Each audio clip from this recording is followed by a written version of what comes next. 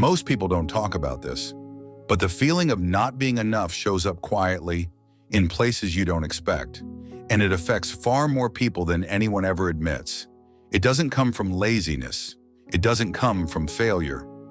More often than not, it comes from living under constant pressure, even when you're already doing everything you can. Pressure to keep up, pressure to be dependable, pressure to not fall behind. There's this quiet fear that you're letting someone down, a parent, a partner, a family, a friend. And what makes it heavier is that, from the outside, it looks like you're managing just fine. So when things don't feel right, when the weight doesn't lift, you don't question the pressure. You question yourself. And even when you try your best, you still believe it's your fault. For some people, this feeling never really switches off. It's there when you wake up. It's there when you're trying to fall asleep. It sits quietly in the background, even during moments that are supposed to feel normal. You might be scrolling on your phone, watching other people move forward with their lives. New jobs, new milestones, new confidence. You know what you're seeing is selective. You know it's curated. You know it doesn't show the full picture. And still, something in you tightens. If you're on a bus, you notice the cars outside. If you're in a car, you notice the bigger ones. There's always something just out of reach. Always another version of life that seems slightly better than your own. The comparison doesn't stop. It just changes form. And when there's nothing left to compare yourself to, your mind fills the silence on its own. What if nothing changes? What if this is as far as it goes? When you live like this long enough, even progress starts to feel empty. Not all at once, not dramatically, just quietly.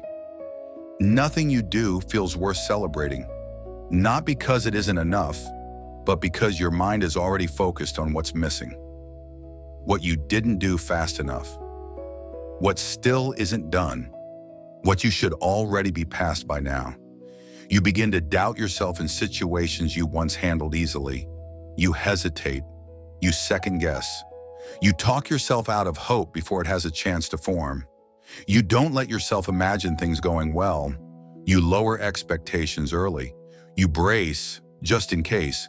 It's not that you expect things to go wrong, it's that you stop believing they can go right. Over time, this pressure stops feeling external. It turns inward. You start replaying the past, not to understand it, but to keep reminding yourself of everything you did wrong. Things that were out of your control begin to feel like personal failures. Moments you survived start looking like mistakes. You tell yourself you should have known better, moved faster, chosen differently.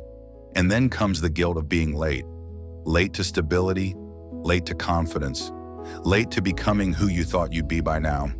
You measure your life against an internal clock that never told you the rules, but still holds you accountable. Slowly, almost without you noticing, your sense of worth takes the hit. You don't just feel behind, you start to feel undeserving. Undeserving of ease, undeserving of rest, undeserving of being loved without first proving something. Eventually, this feeling doesn't just stay inside, it starts shaping how you move through the world. Quietly, in ways you don't always notice at first. You look for reassurance, not because you're insecure, but because your own sense of worth feels unreliable. You listen closely for tone. You keep reading between lines that may not be there. You pull back socially. You become conscious of how you look, how you sound, how you're perceived. Not because you don't want connection, but because every interaction starts to feel like proof that you're falling short. If this felt familiar, it doesn't say anything about your strength. It means you've been carrying expectations that never asked how much they cost you. Your effort counts, even when no one sees it. What you're carrying is real.